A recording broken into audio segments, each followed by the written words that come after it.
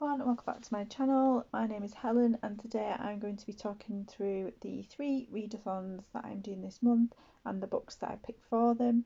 I already talked briefly about the Make Me Read readathon, which is hosted by Ellie at Earl Grey Books, myself and Paige from Pages with Paige. The premise of the readathon is to put polls on social media of books that you want to get round to and then let other people pick the books for you.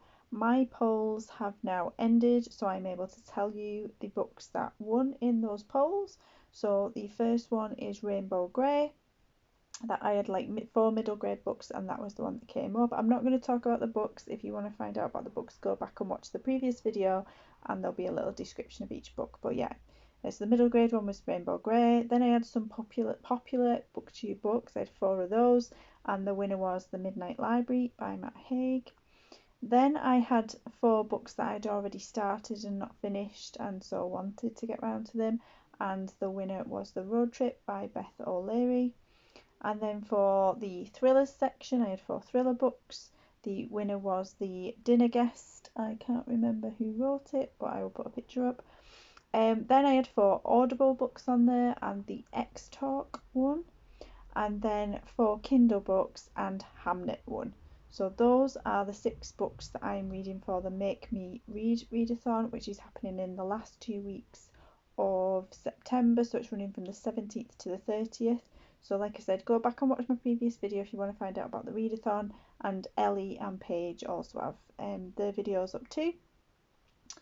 And so now I am going to show you my roles for Bookoplathon, and within that video tell you the books that I have picked. So we have our Bookopoly board, we have our 2 die, and we have a cat counter. My tiny little tripod is balancing very precariously on some books, so we will try our best, and I will try and move the board around as I get to each different side. So I'm going to do 6 rows because I'm already doing the Make Me Readathon this month, and I'm also going to be doing the Scooby-Doo-athon.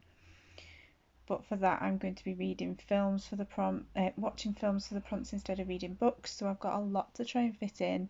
So I think 6 rolls will be enough, and then obviously doubles on top of that. So we'll do our first roll, and we have 11. So 1, 2, 3, 4, 5, 6, 7, 8, 9, 10, and I will move it around so we can see properly. So number 11 is going to be published or set in 1999 or before. So I'm sure I can do that.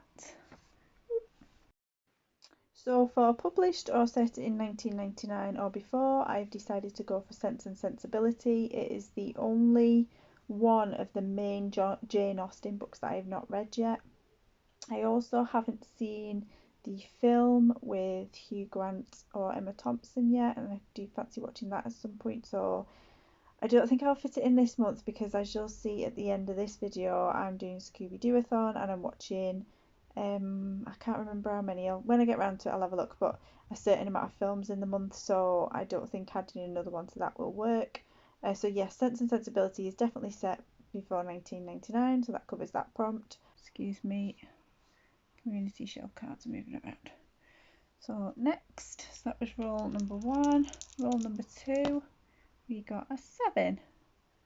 1, 2, 3, 4, 5, 6, 7. Did I do that right? Yeah. Favourite setting for number 2. So for favourite setting, it says that you can pick either a place that you've been to and enjoyed, but it also mentioned like a setting as in like somewhere where you would go. So for example, my favourite settings are things like bookshops or libraries, which isn't unusual for a booktuber. But I have one on my Kindle that's been on there for a while called Confessions of a Curious Bookseller. So I'm going to try that one. I think it might be fiction, but it sounds like it could be non-fiction. So I will keep you posted on that one. Again, I'll just put pictures up for all the books so you can see who the authors are as well. So yeah, For favourite setting, Confessions of a Curious Bookseller. Roll number 3 is another 7. So we got 1, 2, 3, 4, 5, 6, 7. So a book set in the autumn. For an autumnal book, it said you could pick a mystery or a spooky book, and as you may well know, in my last video I did my polls for the Make Me Readathon, and I showed you the 4 different options for the 6 different polls I was doing, and one of the options that I showed that I didn't show on the screen was The Vacation by John Mars. I talked about a totally different book, but it didn't win the poll. It's definitely a mystery, so I am going to include that for my autumnal book. Roll number 4. 9. 1, 2, 3, 4, 5. 6, 7, 8, 9. A book with multiple perspectives. For multiple perspectives, I've decided to go for The Paris Apartment by Lucy Foley. I enjoyed her other 2 books. Let me think what they're called now. The Hunting Party and The Guest List. I did enjoy them. I did find them quite creepy in parts, but she always writes in multiple perspectives, or she has in those books. So I've looked it up, and this one is also told in multiple perspectives. So I'm looking forward to that. Roll number 5. 5. 1, 2, 3, 4, 5. My highest rated book. For highest rated book, I just went on to, I think I've got about 250 books of on my Goodreads of ones that I want to read at some point. I haven't got my own TBR on there, so it would have just took me too long to start going through my shelves and trying to figure out which was highest rated. So I have gone for Kidding Around Tales of Travel with Children, and it's basically short stories, and I think there's one poem about people who've travelled all around the world with their children. So yeah, as I have a child, I thought it would be quite interesting to read about other parents and how they've got on travelling with children. And we're not necessarily just talking about going on a beach holiday on a plane here, we're talking about people like climbing the Himalayas with the children on the back and that kind of thing. So yeah, that sounds like it could be a fun one. And for roll number 6, we have a 3, so no doubles at all. 1, 2, 3, a community shelf. And we have got read a book about books. And then for my community chest card, I wrote down some prompts, and one of the prompts was book about books, and that's the one that came up. So I've decided to go for another Kindle one, and that is called Read Between the Lines, and again it's about somebody who works in a bookshop. So that's our 6 rolls, and we will see if we can manage to read those 6 books and fill in all the others that I need to read as well. So for Scoobyathon, there are 1, 2, 3, 4, 5, 6, 7, 8, 9, 10, 11, 12, 13, 14, 15, 16, 17, 19 prompts altogether. You can read books, you can watch films, you can do a bit of both. I've decided, because I'm doing 2 other readathons, that I am going to watch films, and last night I talked to my husband about it and we've decided to pick films that we're going to watch together. I very highly doubt that we'll get through 19 in September, but we are going to try our best. So the first prompt is Scooby-Doo, Where Are You? Read or watch a mystery. So for this we've decided to watch the most recent adaptation, I think, of an Agatha Christie novel, and we have decided to watch Death on the Nile. I believe we can get that on Disney Plus. We have got Disney Plus, Netflix and Prime, so hopefully we will be able to find each of these films on there. Otherwise we may have to fill the prompts in another way. The next prompt is we started in 1969 to 1970. Read or watch something set or released in 1969 or 1970. Andy suggested this film. It's a film called Kingpin. It was actually released in 1996. However, at the start of the film, the setting is in 1969. It's basically about a man who's, I think he's a professional tenpin bowler, and his hand gets damaged, and so he can't play professionally anymore.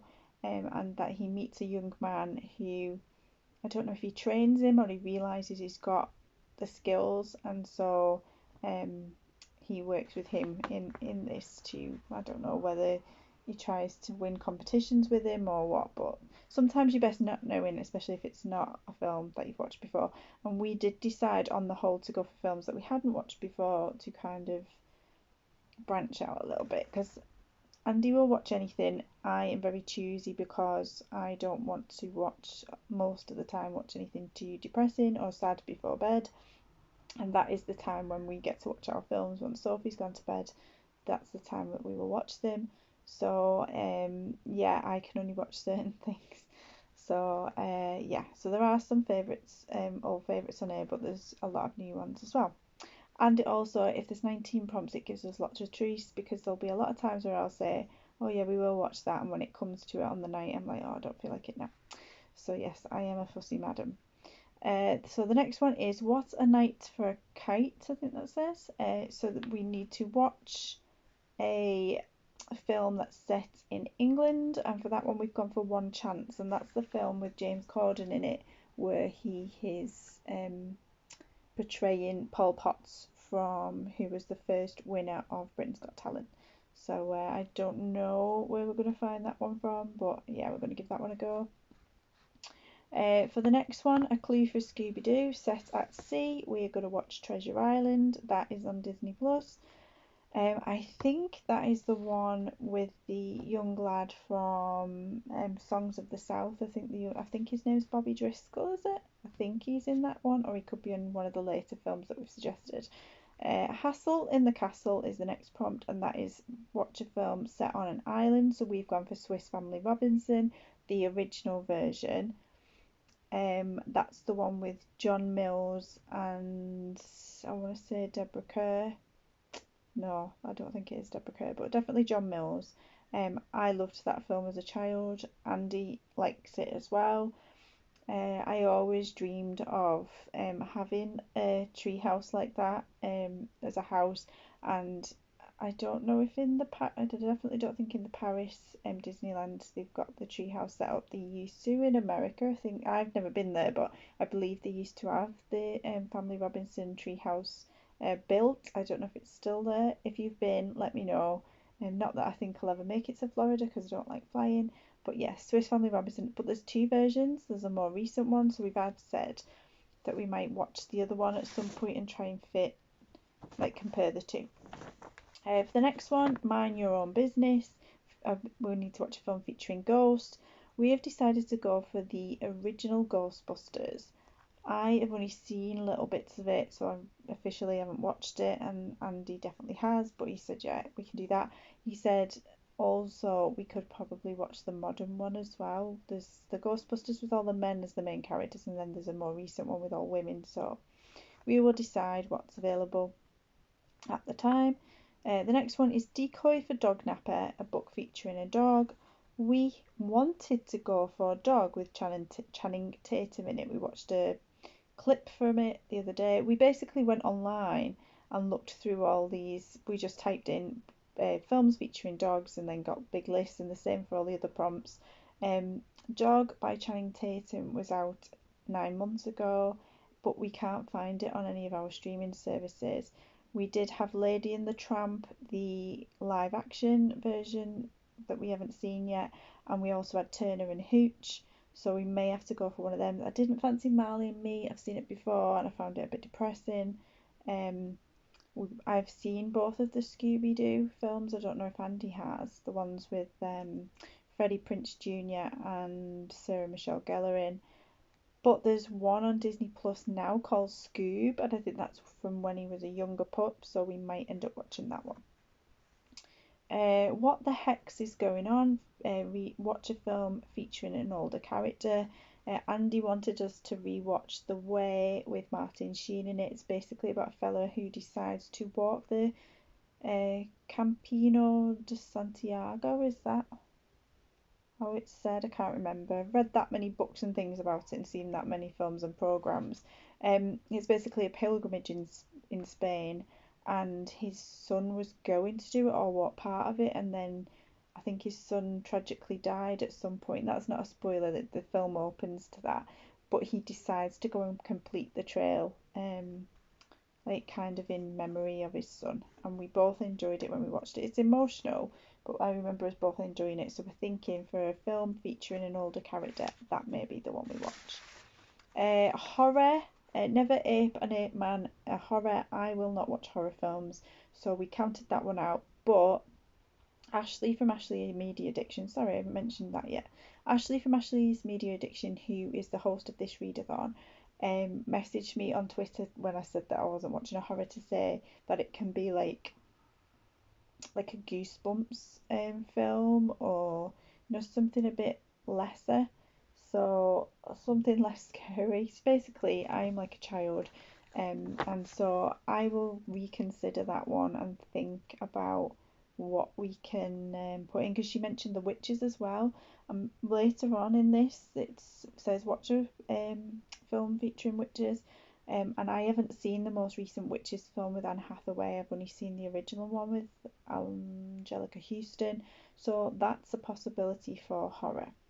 For Foul Play in Funland, a film featuring robots, we are going for Short Circuit. I think that was a film from the 80s. I'm sure it was out in 1986, if I remember rightly from last night. We looked through a lot of films last night. And he said, "Oh my goodness, have you never heard of that?" I said, "Well, no, because I was -1 when it come out." So, yeah, I wasn't even born then. So, yeah, Short Circuit is about a robot. It's basically talking about artificial intelligence, and kind of takes over and becomes its own person. But like a lamer version of what they talk about now. Like now, they feel like they could really like take over completely. Back then, it was like a little robot with little arms, and yeah, it's very different now. But it still looked entertaining from the trailer that we watched. So, yeah, featuring robots, that's what we're going to do. For the Backstage Rage featuring music, we're going to watch duets. That's got like Huey Lewis and Gwyneth Paltrow and Paul Gamcini. There's quite a lot of famous faces in it. And it's basically about karaoke. Now, I hate karaoke. I think it's because I have family members who are like super duper singers. So I always think of karaoke as like people get up, and even if they've not got a great voice, they have a laugh and that. I think if you've got people in your family who are super duper singers, when you do karaoke, you don't want to get up, because if you've not got like a really great voice, it can be embarrassing to follow somebody who's just an amazing singer. So I've kind of been put off karaoke over the years, but this film looks funny, and so yeah, I'm happy to watch that one. Then we've got Bedlam in the Big Top, which is watch a film set in a circus. We looked at different ones. We've already seen The Greatest Showman. I don't really want to watch that again. I'm not a big rewatcher of certain films. Like there's some that I'm really attached to, and I could probably have filled a lot of these prompts with ones that I've seen a million times. But because we're branching out, yeah, there was Dumbo. Already seen that. I haven't seen the live action remake of Dumbo, and actually I forgot to mention that to Andy last night. But when I looked at a lot of the ones set at the circus, none of them appealed. We thought about Water for Elephants. I haven't read the book of that either, but Andy said he did. That was quite sad, and I wasn't really up for that. So we're gonna watch Oz the Great and Powerful. Now I have seen quite a bit of that film. Don't know if I've watched it all, but I don't think I was really concentrating when I watched it. And the Oz in that film is supposedly a head of a circus or part of a circus or something like that. So yeah, we're both going to watch that.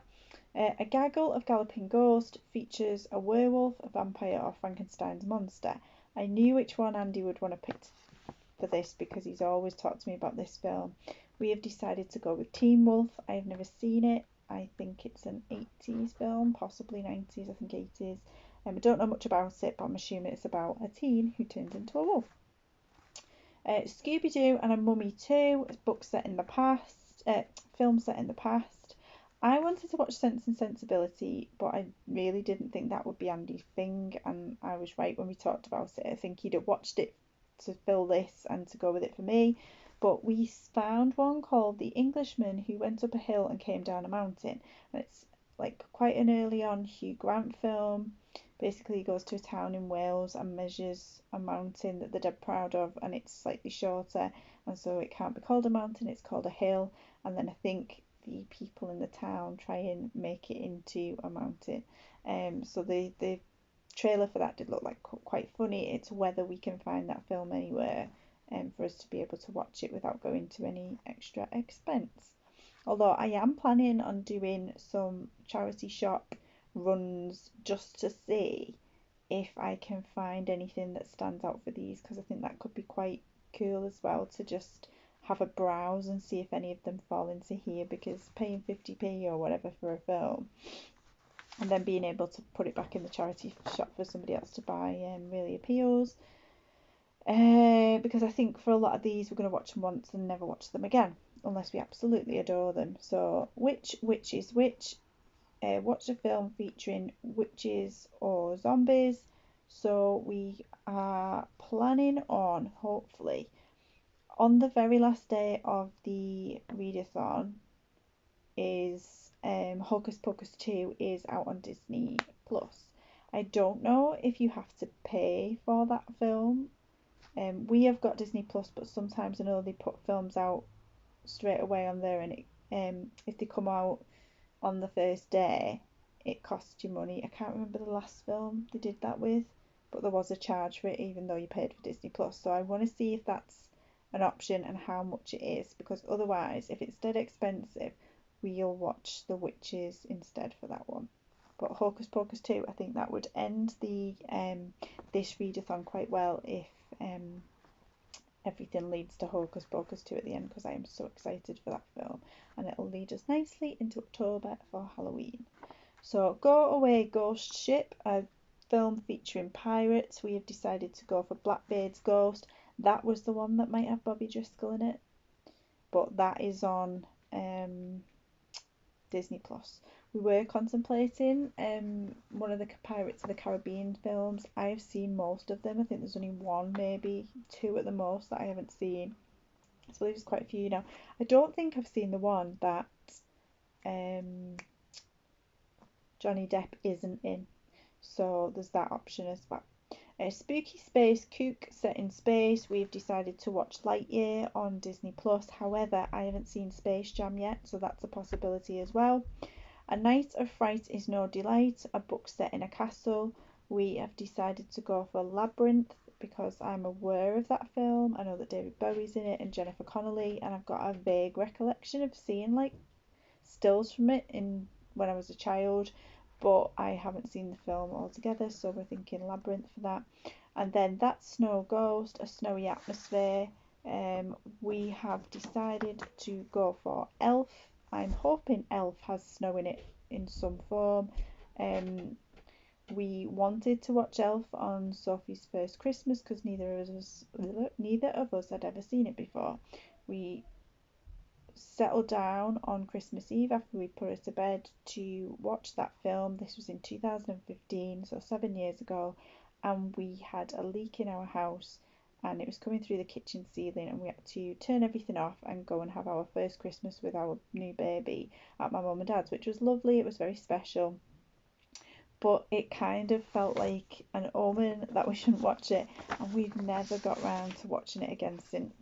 And so what perfect way to watch it in when it is not Christmas. So yeah, Elf, and I'm hoping that it's snowing in New York in that film at some point. So there are all the prompts for Scooby-Dooathon.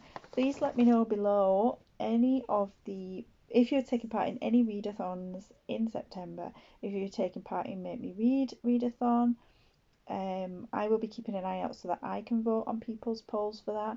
If you are taking part in Bookoplathon, and if you are taking part in Scooby-Dooathon, and if you've watched any of those films, or you've got suggestions for ones that I've kind of been unsure about, or if you've read any of the books that I picked for any of the readathons. So thank you for watching, and I will speak soon. Bye.